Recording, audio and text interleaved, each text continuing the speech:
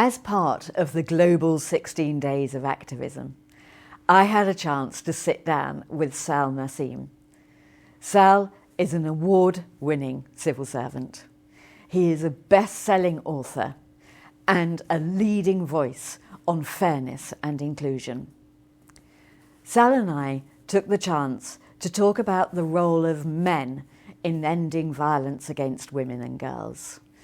We talked about why male allyship matters, what needs to happen next, and how this whole conversation is evolving. For both of us, this is a really important area.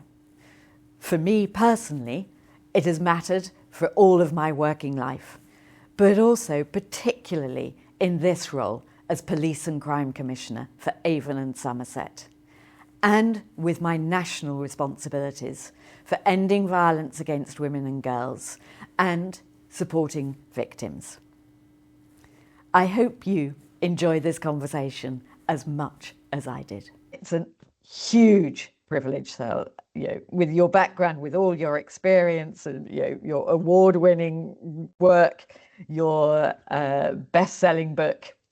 Sal, I just want to hand over to you and what brought you to this conversation. Thank you very much, Claire. My goodness, what a storied career, and amazing work that you've done.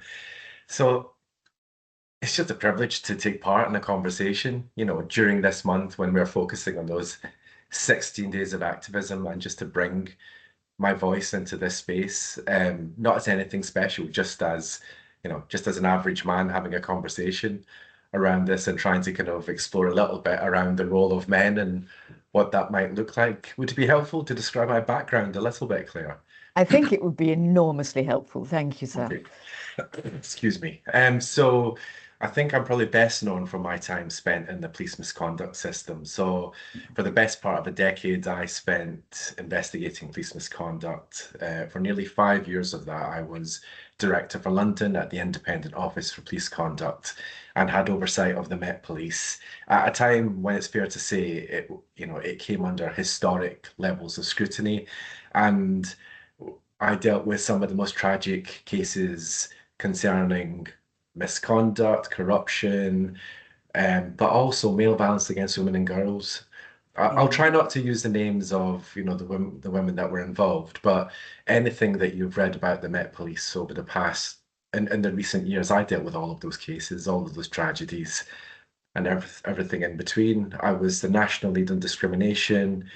Um, I spent a long time working there at the coalface, and I'll come to what effect that had on me. But I've also worked at the Electoral Commission, sat on the board around how to make democratic processes more inclusive. I've supported the National Fire Service on their work on institutional racism and misogyny. I've got the privilege of doing some stuff with White Ribbon UK, who are a marvellous charity, and I'm one of their ambassadors. And I do a lot of stuff around equity and inclusion. But Yeah. that's just a broad summary of some of the things that I've done. And I think your work, particularly in what's called the IOPC, that police misconduct body, is, the insights you must have had from going through that is extraordinary. Tough, very tough as well. Very, very much. To be honest, that's the reason why I'm having this conversation with you today. I think there was a version of me that was before I got exposed to that level of misconduct, but crucially, the suffering of women as victims. And there was a version of me that was before, and there was a version of me that was after, because professionally I had to deal with issues coming from Sarah Everard's murder, and Wayne Couzens was the perpetrator. But as much as I was an expert on anti-racism, I had to then look at the issue of systemic male violence against women and girls, misogyny, the role IOPC had to play. And that's what started my unpacking of, well, where am I on this? What can I do? And that's what started the introspection and the realization that I had a lot of work to do. So since then, I've become much more conscious in my practice of using my voice in this space and also doing things as well. It's not just about what you say, it's about what you can do as well.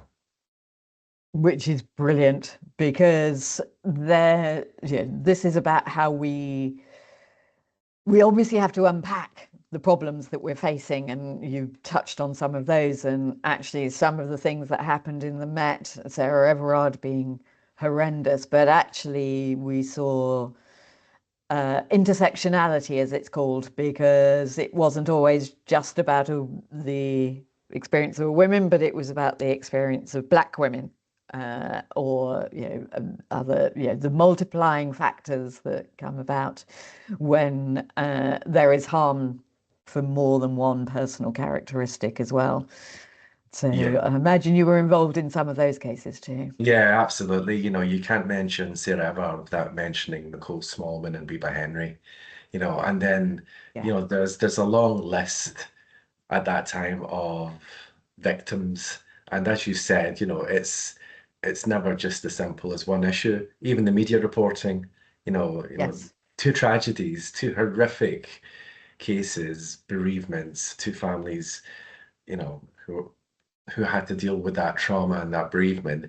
And yet, the media attention, the media focus, the media reporting, it was something I was very conscious of. And, as you navigated your way through that, as you said, you kind of bumped against all these different overlapping issues. But it always then came back to, like, what could you do? And at that time, I had a seat at the table, so I was able to do some things which have outlasted me and, have mattered. But even when you don't have a seat at the table, then the question becomes, well, what can you do? And there's always something you can do. And that's the brilliant thing about this conversation, Sal, is that you and I have had different journeys to this conversation, different starting points, different experiences on the way, but we are both focused on solutions. How do we change this? How do we make a difference? And that's the importance, I think, of this conversation and learning more around this work is the role of male allyship and just what a difference it makes.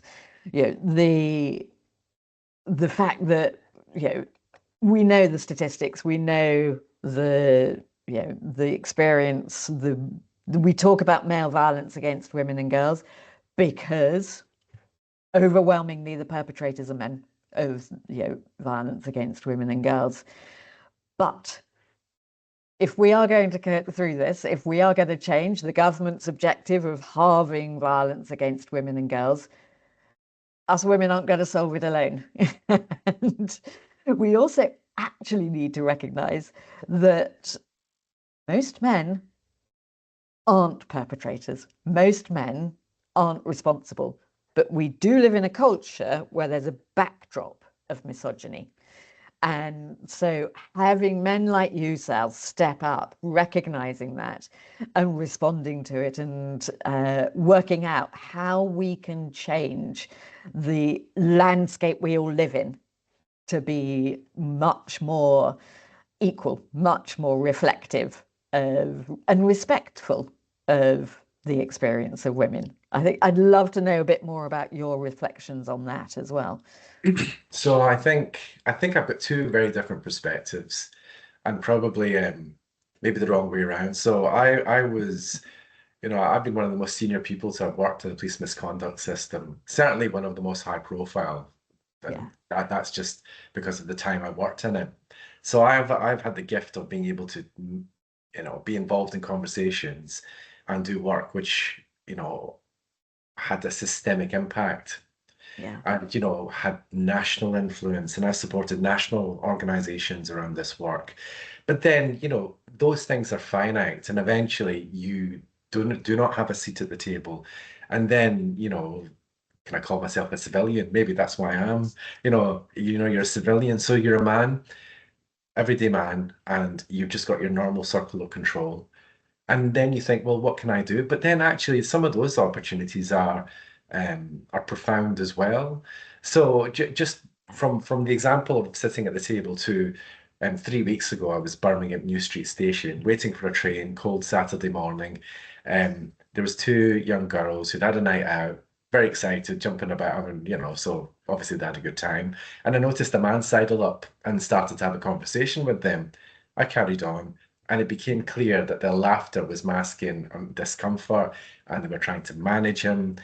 And and eventually I heard the question from the man, "How old are you?" And then both the girls responded, 16 and 17 years old. Immediately, I got up and I processed very quickly what I needed to do. If I walked over, it would have probably kicked off. So I spotted the customer service representatives on the concourse, maybe 10, 15 meters away, went over, told them the situation. They walked over, moved the man on, checked that the girls were okay, and it was dealt. The point I'm making here, Claire, is that the old version of me wouldn't have been aware.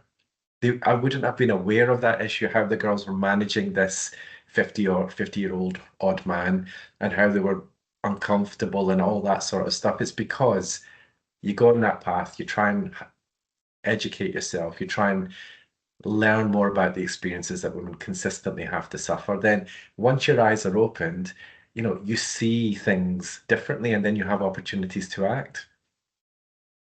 That is so important. Both, the recognition and the ability and the fact that you changed systems, which has a huge impact. But actually, that the everyday sexism, and that sounded like a pretty awful incident, in all honesty, and for those young girls, although possibly not abnormal for them. But you were able to just step in and see what was happening and take appropriate action, sensible, thought through. This is how I make things better for them, and they wouldn't have known you No, did no, that. no, I didn't hang about. It wasn't about taking thank you or applause Yeah, or credit. I yeah. had a train to catch, so I walked off. But I knew they were okay, and that for me was the important thing. But it's also interesting what you said about your old you wouldn't have even noticed that. And I think that is a massive issue we deal with right now, is that there are two halves of the population that, and one half is oblivious of how much the other half is constantly checking themselves. And it's not even conscious, because it's just what we've been doing. So from the start of kind of our lives, sort of as young girls, and then moving on, and you said those girls were managing the man. And that's what girls learn to do, and then through your life you learn to do it. And men and boys aren't aware that's what girls are doing and women are doing. So All the time. All the time. opening up, and you saying that is really important, because us women saying it, partly we don't say it anymore, but also all at all, but also you will be heard in a different way with you saying that too. So Which that really matters. which is dreadful as well, isn't it? Because it speaks to the exact point that you spoke about earlier, this atmospheric patriarchy Yeah. that we kind of live in. And I know sometimes if we start speaking in terms of patriarchal societies and things, it switches people off. However, you know, I don't receive disbenefits from that. I receive the benefit of living in that sort of system. And and the sad truth is that, if I'm saying the same thing that you're saying, irrespective of position and title, then as you said, Claire, it will land differently if I'm saying it. And therein is part of the issue as well. However, it doesn't kind of negate the need for men to be involved, to have our voice heard. But the only thing I would say is that when we're getting our voice heard, it can't be instead of women. It has to be beside, alongside. It's essentially that kind of unionist idea of in solidarity with, isn't it? It's standing in Yeah. solidarity with, not pushing out to the side or claiming the spotlight. So I'm always very conscious of that as well. And I genuinely appreciate you saying that and being clear about that. Before I follow through on that, I also wanted to just pick up on the practical point that it's worth talking through, which is the process of bystander intervention and the 5Ds. So just making sure I remember all of them. So distract, delegate, which is exactly what you did. You found the right person to act, in that circumstance. To, if in serious situations, document, making notes so that there is a record of incidents, delay, and then direct as well. So there are different tactics to respond in bystander circumstances that really, really matter. But coming back to the voices and voices being heard in different ways, and I loved your point, the way you described the atmosphere we live in, and that is really important. But there's a separate point as well, which I want to unpick a bit, which is in communication, when anyone's communicating, you also hear messages differently from people who you regard as being your own people, if you like. And when you have a familiarity, a connection, that makes a difference as well.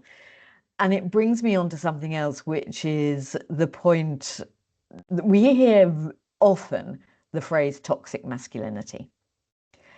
And I actually really don't like the expression, because I think there are different, one could associate lots of positive elements to masculinity as well. So I think we need to foreground a lot more that kind of the positive male voices like yours. And if boys hear men like you talking and your voices get amplified, then it gives them different role models. It gives them a different type of masculinity to aspire to. You must have had a lot of thoughts around this as well. Definitely. I mean, I must admit, I was using the term toxic masculinity a few years ago when I was doing the policy work. I used that phrase because to me it meant like the kind of worst traits associated with men. However, the term has become problematic. So then, it's right. Let's just kind of move aside the issue around language and talk Yeah. more about the point. We're talking about, understanding a healthier version of masculinity, moving away from old tropes, old understandings of what masculinity are. And this is where I always kind of have that internal battle, Claire, between there's a conversation to always be centered around women as victims, around male violence against women and girls and the full spectrum of it. And there's an adjacent conversation around masculinity, men's wellness.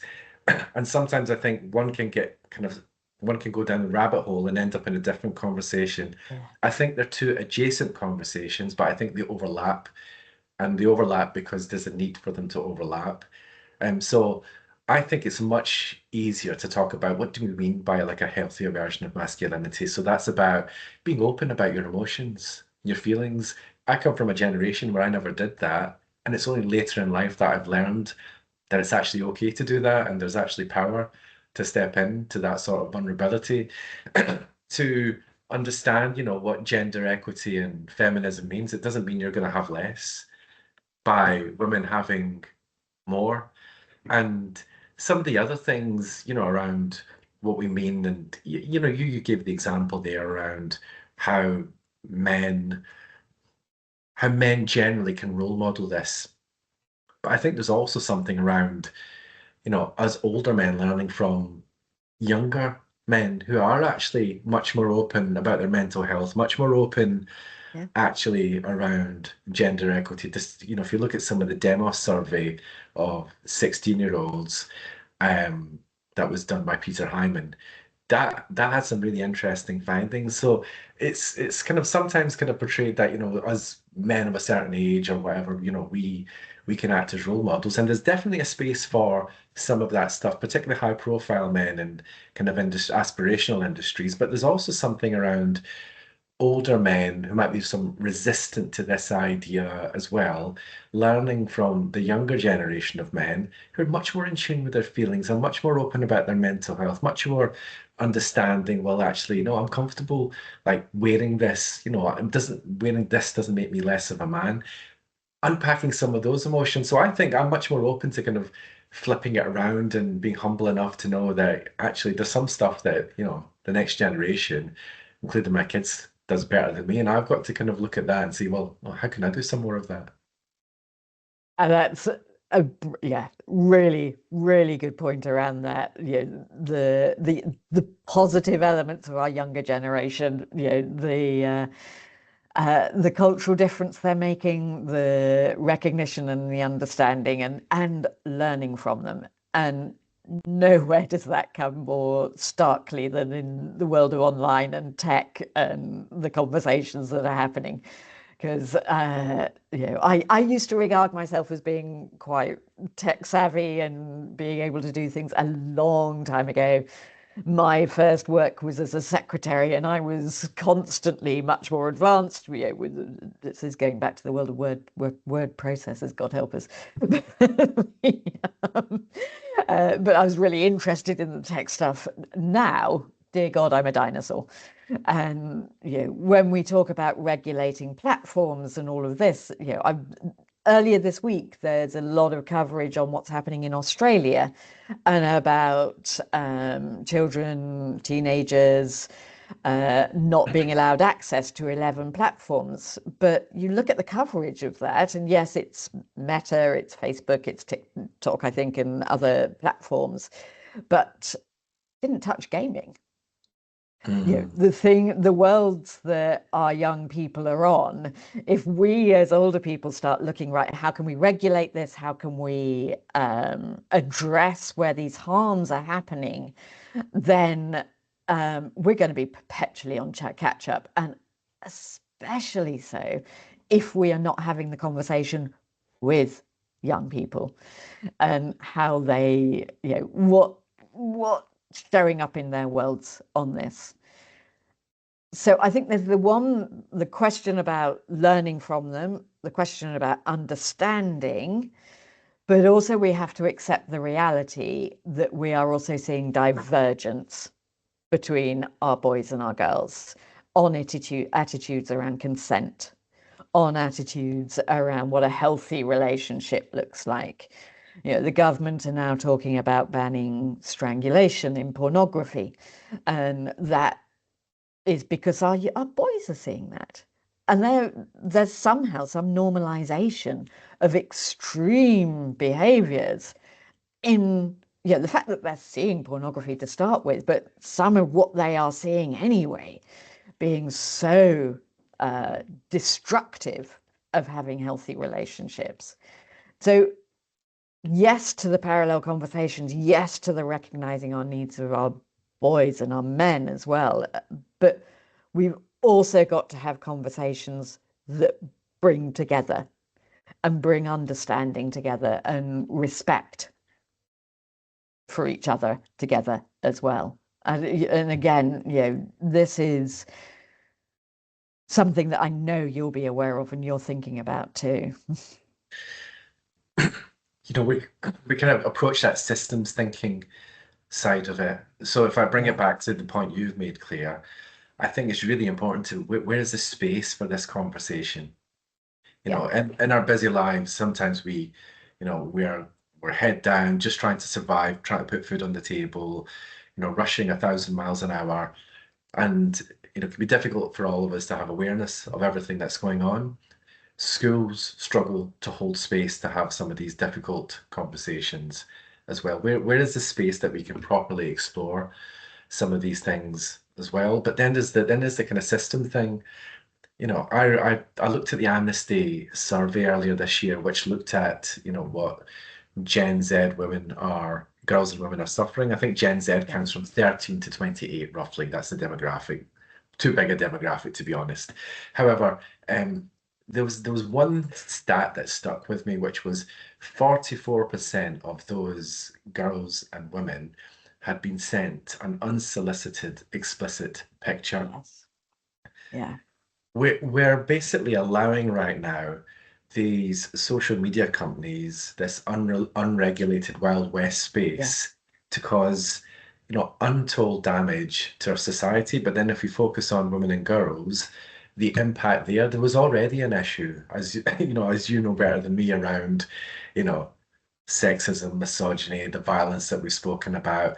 And whilst there's this kind of really refreshing, different conversation happening now with men around understanding masculinity, allyship, we've also got this really nefarious actor in our system, these social media barons, these tech bros, Yeah. who are perpetrating harm for Yeah. profit, for the algorithmic gain, and the dislocation that's causing in our society, and the loneliness epidemic, the social kind of Absolutely. anxiety, and everything that we could speak about for like 30 more minutes just on that topic alone. I think we're being very passive as a society and allowing this level of harm to be Yeah, caused to our completely. children, to our women, to our girls, to all of us.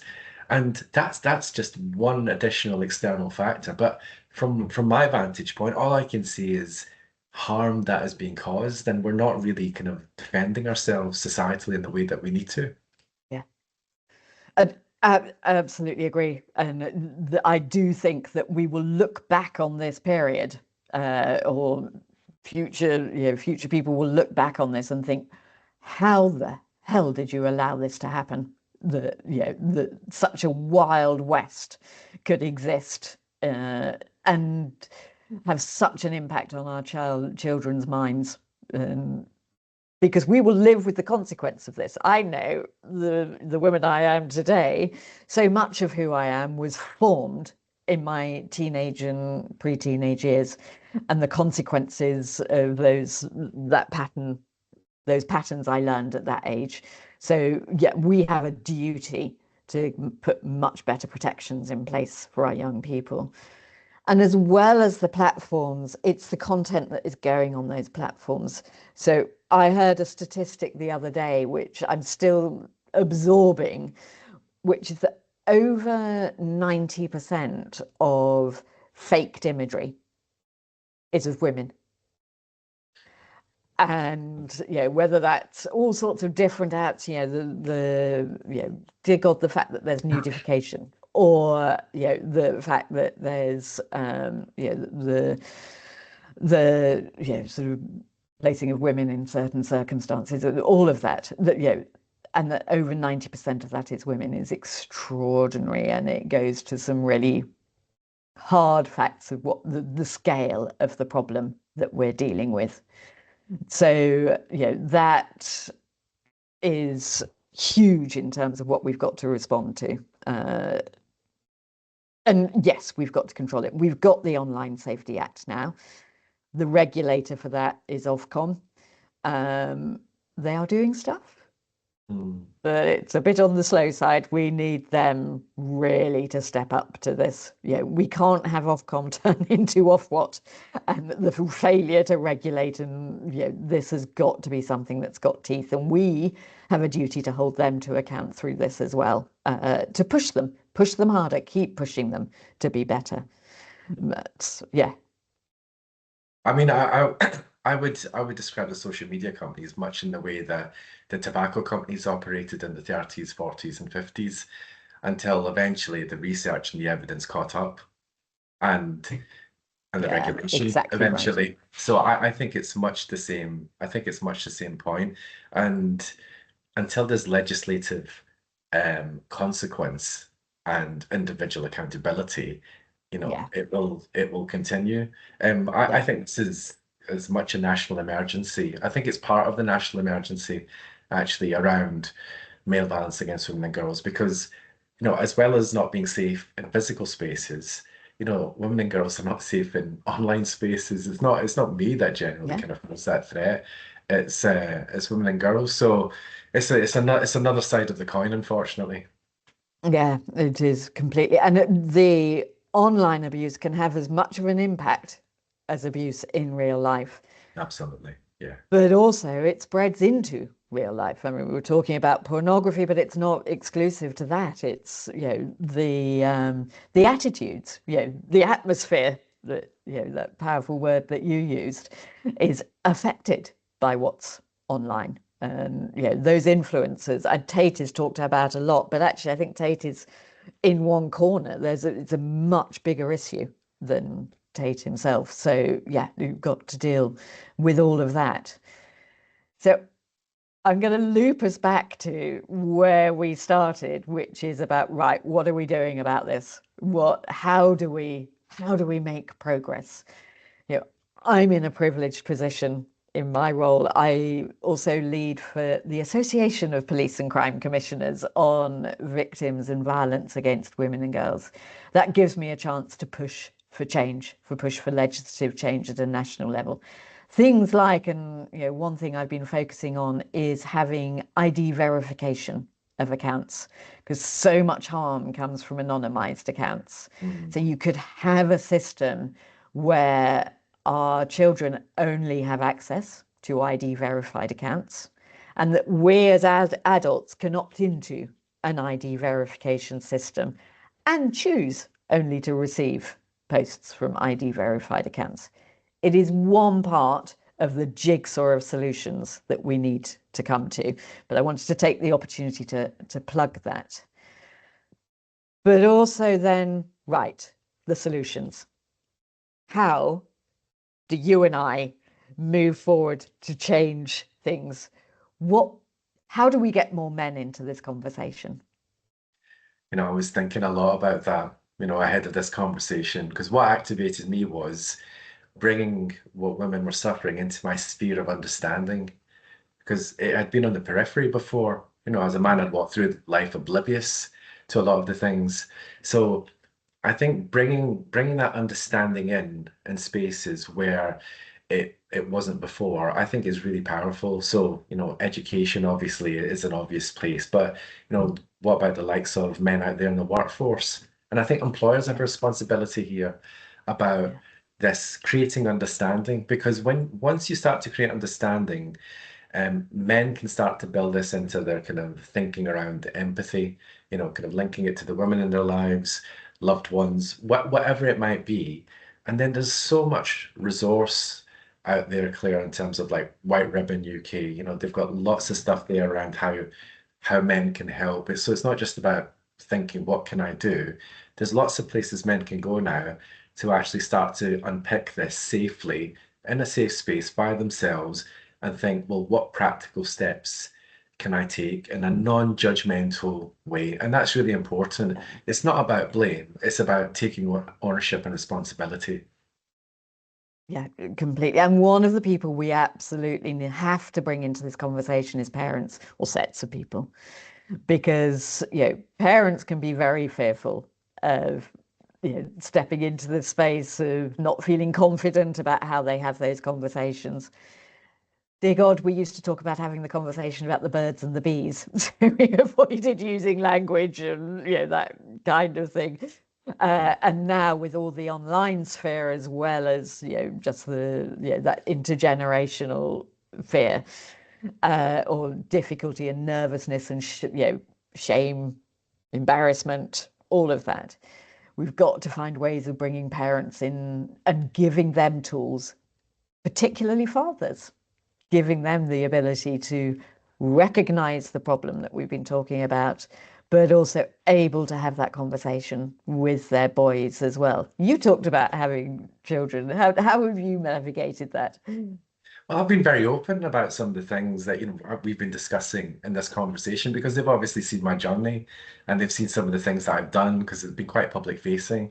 So it's about trying to role model, but also trying to gently kind of parent as best as I can alongside my wife around this. So, but as I said, as much as sometimes I think there's things for me to impart, I also learn from them. Yeah, completely. That's, yeah. So I'm just thinking, right, what do we do in our individual lives? You were talking about it. We've talked about education and our young people, but all a sort of thread through this conversation has been the culture we're living in. And how do we get to that cultural shift moment? How do we get away from this point where we've been almost blindsided by what's coming at us, the amplification through social media, through some of our news coverage, through some of the political voices that we're now hearing as well. How do people like you and I, who are both individuals, but also in the system, and able to have a system push. What are we going to do to make that cultural shift, to play our part in amplifying the positive and a real change of direction around this? So I will defer the system part to you now, Claire, because I'm a civilian. But what I would say is, everybody, it sounds trite and it sounds cliched, but everybody can make a difference. Every man can make a difference.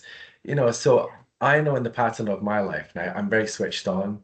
So there's things that I will speak about public, there's things I won't speak about publicly. But once you understand what you can do, you consistently do it. There's a pattern of positive impact and behaviors that you leave behind you. If all men and boys started to kind of get on the pitch here, and there's a lot that are, but if we all started to do it, then things do change inch by inch, meter by meter, mile by mile. We travel further then. And that's not right, because in my lifetime I've seen the start of a different conversation. This conversation wasn't happening, a few years ago. There's a different conversation happening, but you still have that, as I've described, that atmospheric pressure around us. However, if there's men like me and there's thousands of men like me out there, average men who are just trying, if we can just enlist a few other men, then it becomes a movement. Absolutely. And I think that power of conversation, because exactly like you, when men draw back the curtain and see what the experiences of women are, and the overwhelming majority of men get that, maybe not exactly a light bulb moment, but they become aware and then start. Once you start being aware, you start seeing more and then adjusting and recognizing and realizing, oh, wow, that, I won't walk behind that woman, and have those conversations. And then, yeah. So the power of bringing more and more people, and men in particular, into this conversation is really, really important.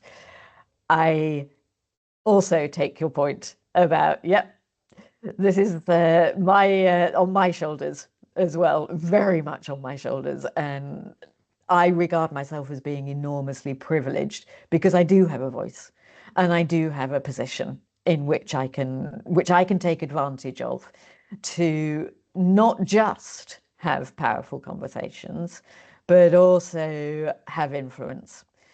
And that goes, I talked about my national work, and earlier this week I was in a summit in number 10 Downing Street, which was on the government's strategy around violence against women and girls. And that strategy will be published soon. And I know this is an element of work, a core element of work within this. We've got to have prevention in place. Prevention at the population level, prevention at the individual level. So, work around where there are perpetrators, work to build prevention, to change people, to help them to change, most importantly. Prevention in supporting victims and survivors, supporting them through processes, the Avon and Somerset level, and supporting organisations, both supporting organisations in this work of working with men and boys and how we change that conversation, but also working with women and amplifying their voices, their experiences. And I'm afraid the consequences of all we've been talking about, so working with women when they are victims and survivors of abuse as well. So I recognise there is so much more that I've got ahead of me in my role, but this is such a brilliant part, and it's a joy to have this conversation, Sal. Can I just say thank you for all the work that you're leading on and doing? Just thank you. Thank you for the thank you. No, So, honestly, it's heavy lifting, but also, it can be thankless. But that sort of policy work and that sort of engagement and that sort of conversation is things which can ultimately move the dial. So, I know from personal experience, how difficult that can be, but also how important it can be. So that's why I just wanted to just say that, Claire. Thank you. So thank you for that. I appreciate it. Yeah, really do appreciate it. And what I like to say is, well, thank you so much to you. Thank you for the work that you do. We haven't talked about your book, True North, but I'm going to give that a shout out because, and the groundbreaking work you're doing as well. So I really enjoyed this conversation and I really appreciated the chance to talk with you. And I'd love us to do some follow-up conversations as well and do more from here if you're willing to do that. I'd love to. Thank you very much, Claire. Thank you. Brilliant. Thank you.